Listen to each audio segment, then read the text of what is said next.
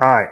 So if I was Blake Ray and I was wanting to start taking listings in Ross Bridge, we got to keep this in mind. Blake's had a lot on his plate, managing the office, training new agents.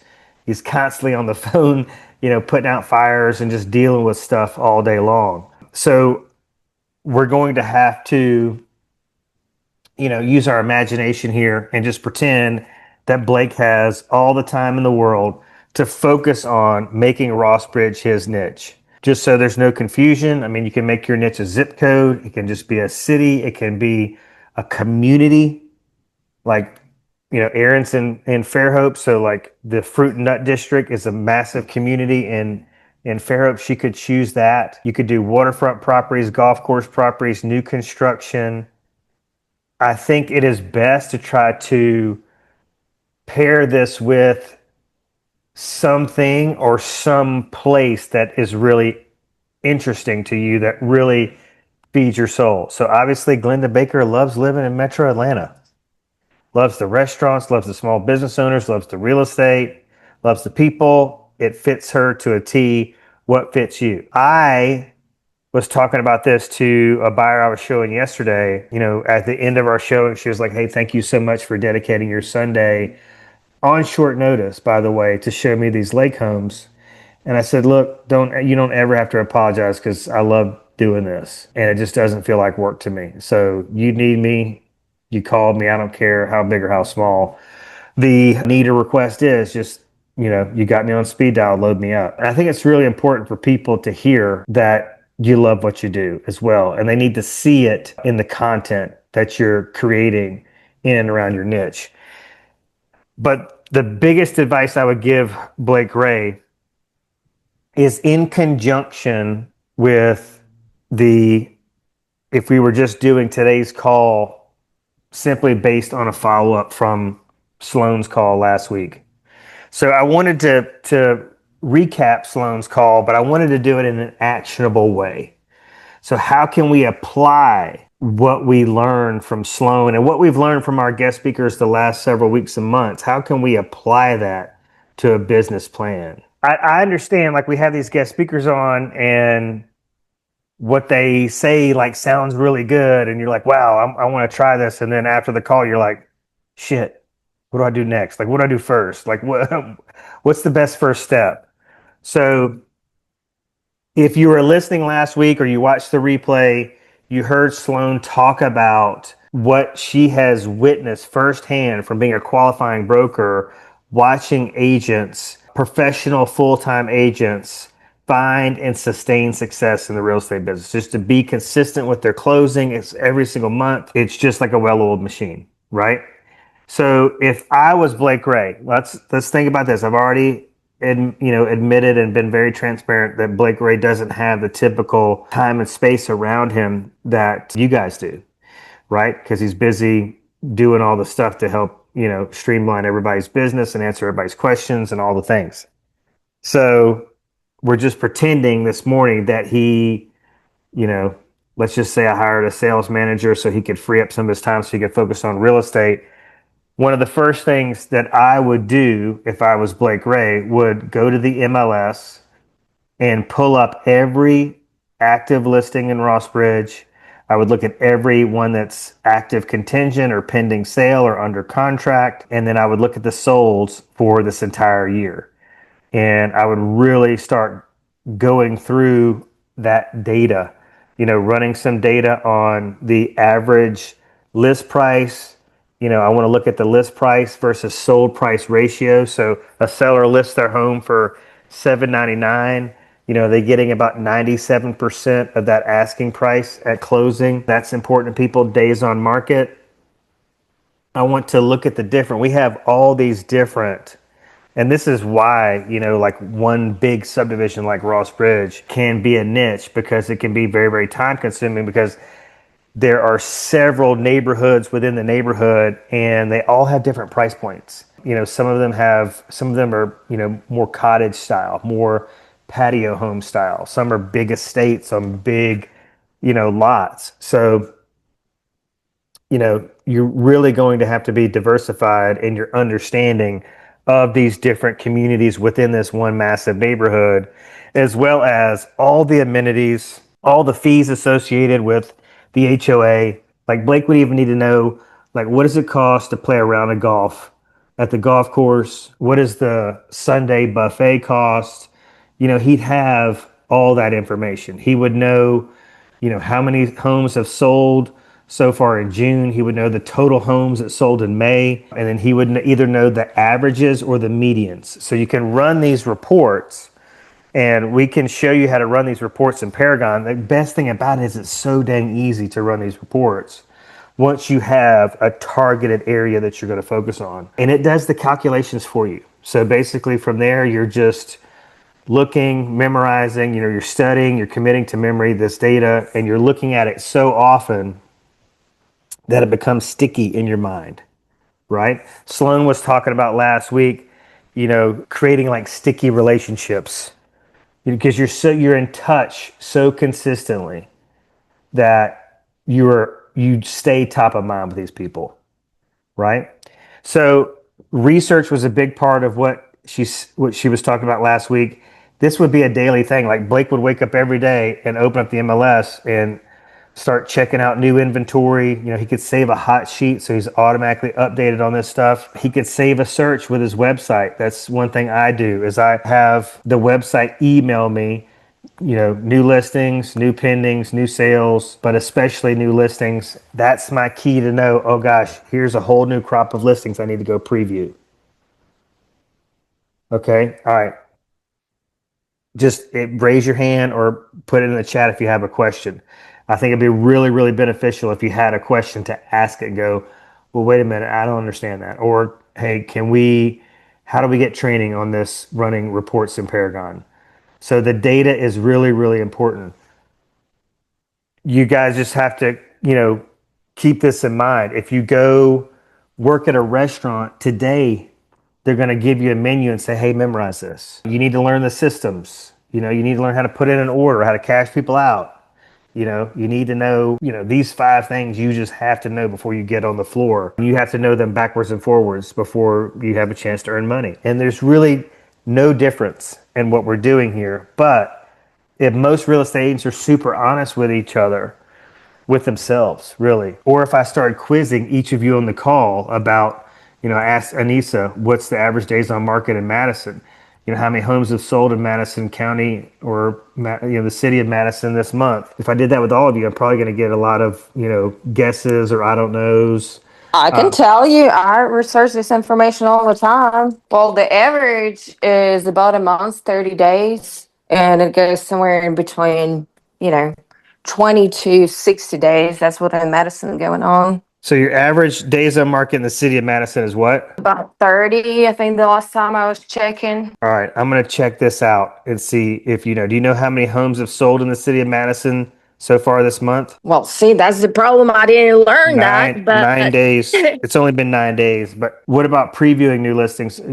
Well, first of all, what you have to do is decide, is Madison going to be your niche, or is it Huntsville, or is it Athens, or yeah. Decatur, wherever it is? Is it new construction? Is it golf course properties? What is it? I don't know how far Lake Gunnersville is, but if Anissa wanted to be a lake agent, she could drive over to Gunnersville and start learning that market. But that's the biggest thing. You've got to select a market, and then you can kind of go from here. But again, every day, if I was Blake Ray, I'm getting up and I'm logging into the MLS and I'm running searches for Ross Bridge, active, pending, sold. I'm looking at all that. I'm scrolling pictures. I'm reading descriptions. I'm looking at the agents to see like who are the top listing agents. And if I were him, another initiative of mine would be to, really try to build some strong relationships with those agents and prove yourself to be valuable to them. Okay. The other thing that is a benefit or will be a benefit to you guys, either watching live or watching the replay, is that your life will become much simpler. I can just remember the days, y'all, when I would just wake up and just know I knew there was a lot of things to do, and I knew I could do a lot of those things or most of them, I just didn't know what to do first, what to do next. There was just no, I didn't wake up with like a game plan.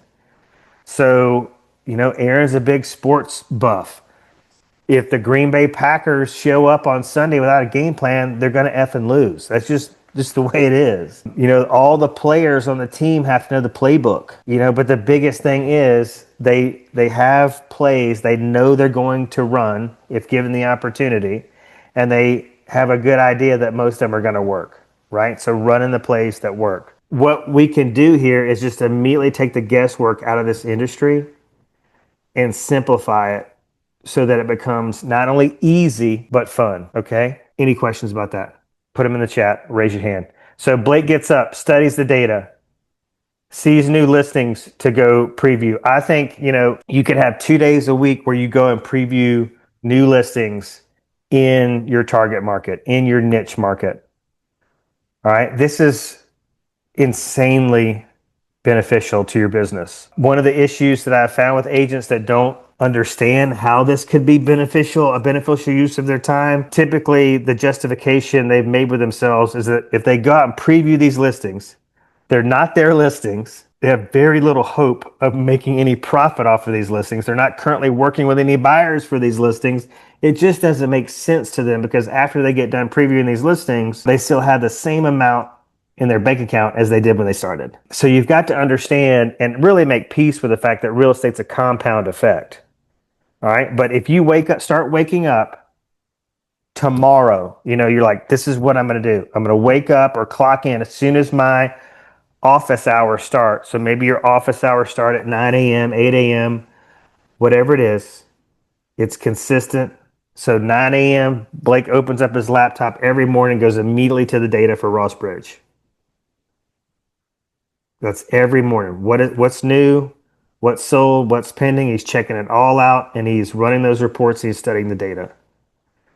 By doing that, he's going to identify the new listings he needs to preview. All right. And by previewing these listings and providing great feedback to the listing agents, he's going to build relationships and they're going to be eager to accept his preview. Because one of the things you need to be mindful of is some of these agents are not going to approve your request to preview. They just don't see the point, or the sellers don't see the point, and they'll deny it. They're not. I'm not making any special arrangements if you're not bringing a buyer, and that's okay. It may take time. Okay. Because the other thing that I would do if I was Blake Ray is that I would schedule time with me. Contact me and go, hey, Jason, I need you to show me how to use my phone to make video content for listings. Because one thing I do, I showed up like 30 minutes early to our first showing yesterday. There's a really nice house. And I'm like, shit, I got 30 minutes till she gets here.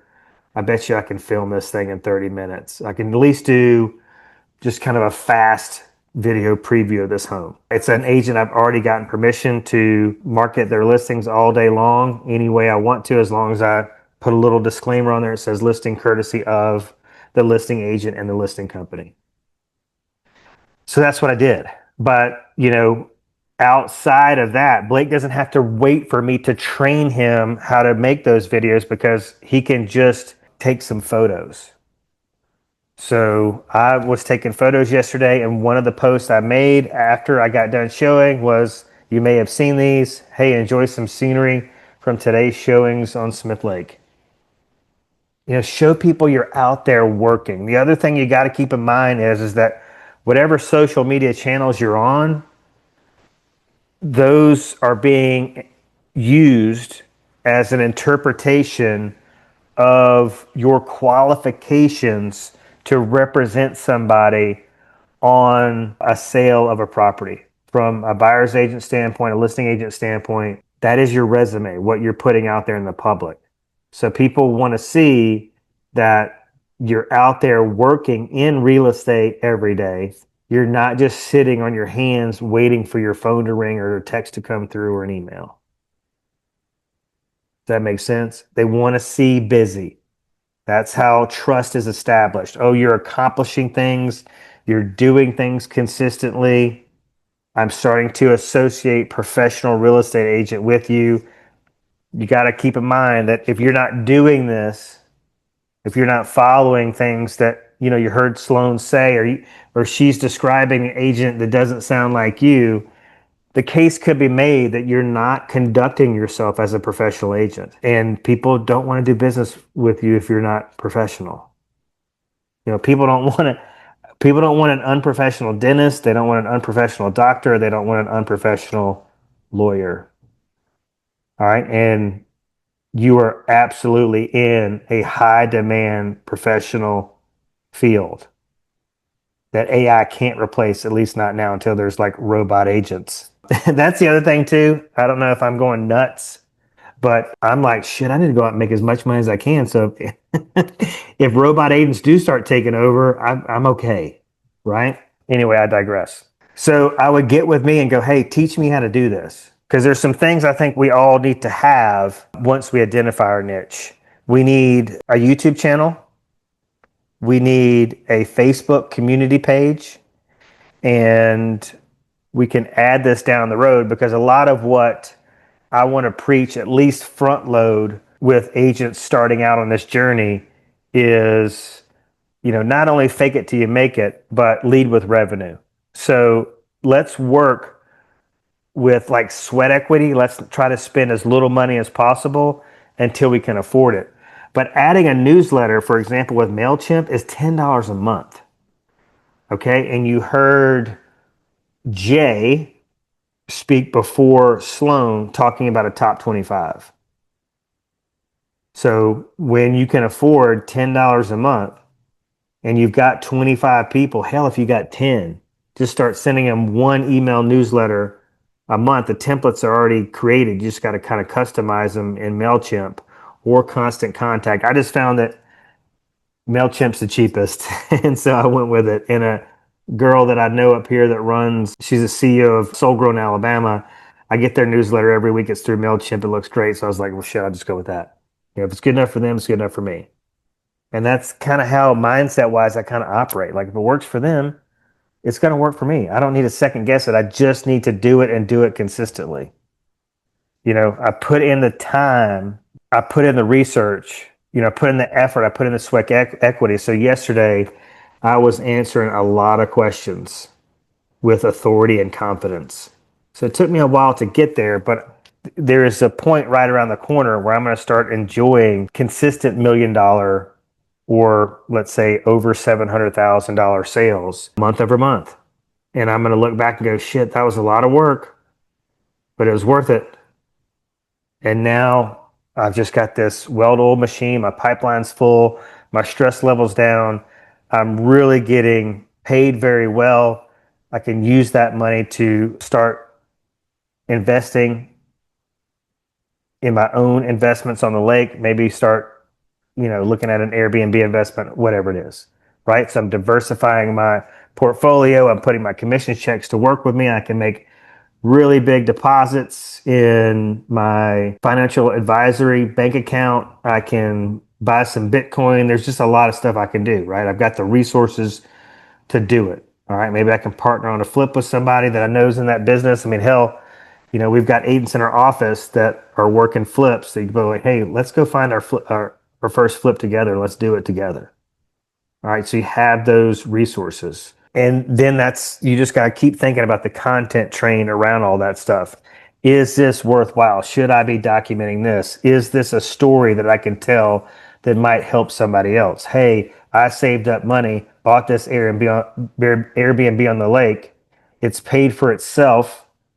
The equity is growing, and people are going to go, damn, I want to do that. Teach me how to do that. Help me find a good Airbnb investment. Oh, I just froze again, I think. All right, so no questions so far about what we talked about. So I want you to think about this. It should make sense that when we focus on a defined area, we are simplifying the real estate business. We are simplifying the process of doing consistent deals month over month. We are simplifying the process of becoming very well known in the community. Right? Went to this crawfish boil on Saturday. The agent I was talking to who was saying, I think I want to be like the new construction queen in Birmingham. The first thing she said to me was, "Hey Jason, looks like you're doing like amazingly well. You look like you're like the top dog on Smith Lake Real Estate." And I'm like the baby puppy, mix breed mutt at the lake right now. But she has that perception because I'm just cranking out the content every single day, every day, right? And so who knows?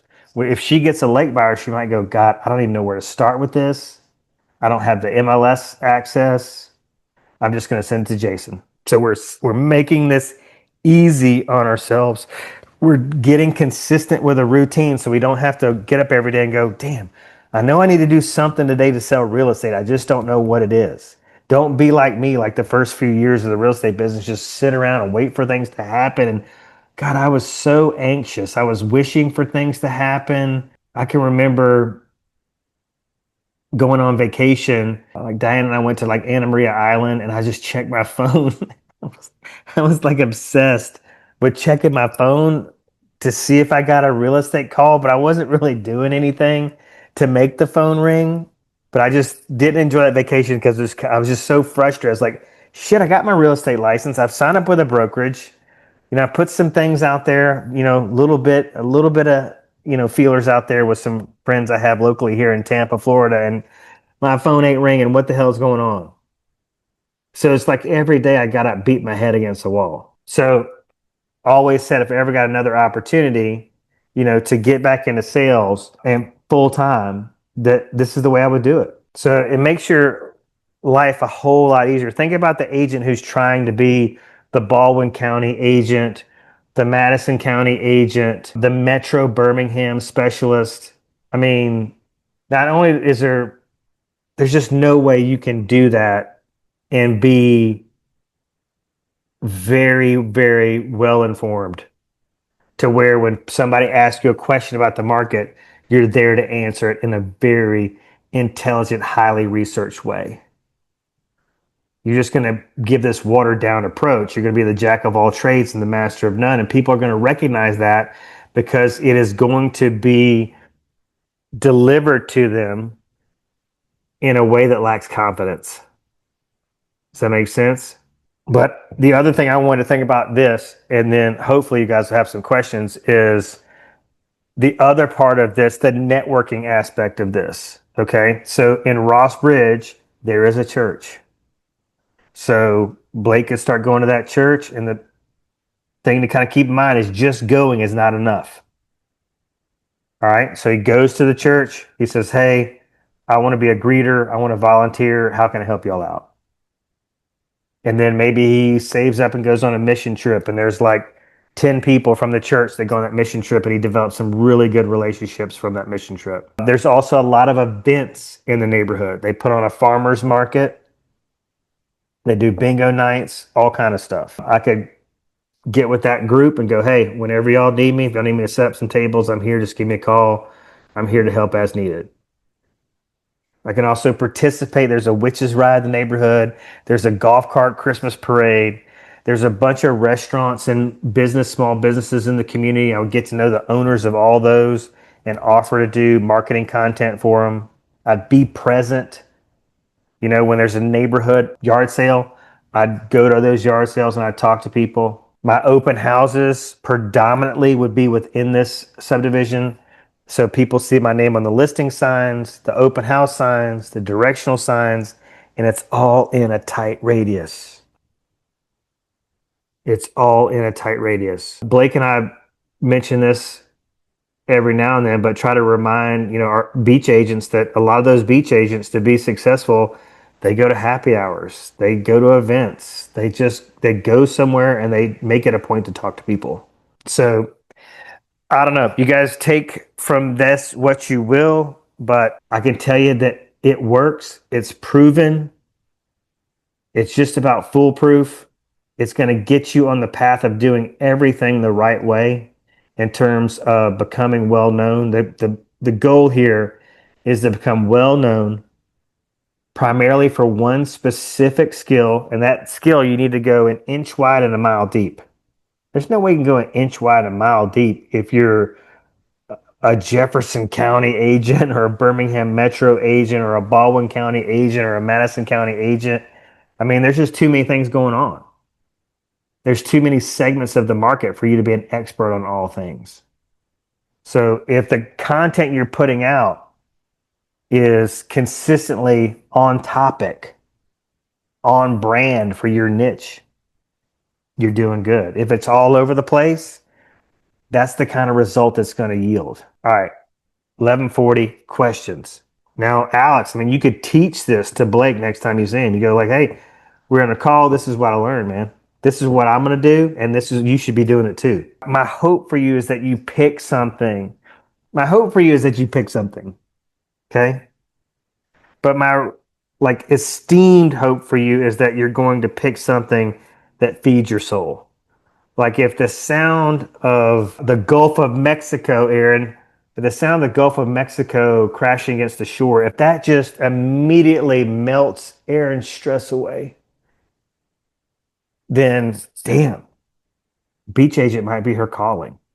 If she wants to move to the beach one day, she's like, man, when I get these kids out of the house, I want to be at the beach. You know, that's a good goal. That it would be worth that 45-minute drive several times a week because that's the ultimate goal. And you're working towards something that feeds your soul. And I guarantee you, when you're working and you're looking out that blue water, it's not going to feel like work. So, what could you do? What could you sell? Trying to think of that Jennifer, the girl I talked to at the crawfish boil, she has some connection with construction, right? Her dad was a builder, something like that. So, like the new construction, just it feels like home to her. Now, give you one little piece of advice here, and then I'll let you go if you don't have any questions. If you don't know what speaks to you or what's going to fill your cup, what's going to feed your soul, what kind of specific real estate market segment that you could focus on, like really focus the majority of your energy towards. If you don't know what that is, then you gotta be all over the place. You gotta be out there just doing a bunch of different things. You'll see really successful coaches and trainers, not just in the real estate space, but when they're trying to help people find their calling as it relates to success, their definition of success, their ideal occupation, their ideal field of specialization, they'll just say, go try stuff. Go try stuff. You know, it's like I was listening to this podcast a while back about how many people go to law school without ever interning, volunteering, you know, spending much time in the legal space, and they get their first job at a law firm. And just think about the bitch of that. Like all those years of studying, late nights, you know, grinding, and then culminating with the bar exam. Ugh, and you just spent so much time, energy, money, and effort. And then you get into a law office, get your first job, and go, I fucking hate this. This sucks. This happens all the time. Doctors, lawyers, nurses, they don't get out and experience it first. A lot of real estate agents, for that matter, like, oh shit, is this what it takes to make money in real estate? I'm out. Go out and try stuff. All right. No questions? Just want to tell you, as soon as you start this journey, the better. You're gonna thank me, and it's immediately going to start showing up in your life, in your business, in terms of results, satisfaction, fulfillment, financial gain, financial freedom. But really, I think the goal needs to be kind of twofold. You know, let's get out from under the stress and anxiety of our financial responsibilities, and let's do something with our lives that literally feeds our soul. And for some people, real estate is not it. It's the money, it's the profit from the real estate that allows them to travel or allows them to, you know, invest in real estate. And this is it's those flip projects that like transforming a shithole property into an amazing house for a first time home buyer, that feeds their soul. I hope that I have made an impression on you this morning that inspires you to pursue that end because it is so worth it. I know it's hard to talk about this stuff in a group setting, especially when I'm recording it and putting it out there for other folks to consume. So if you've got questions or want to work with me one on one on this, all you got to do is call or text. All right, I'll see you guys next week. Bye.